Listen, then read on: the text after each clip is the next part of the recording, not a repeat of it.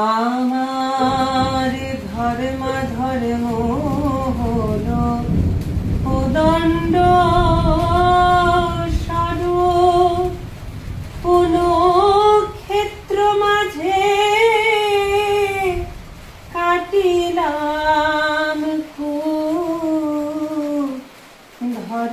ধর্ম হলো উদণ্ড স্বরূপ, কোনো ক্ষেত্র মাঝে কাটিলাম খুব। সে কূপে বেরিল কালো রূপ জল, কালো মনোরমা মা দোষ কারো নয় গো মা।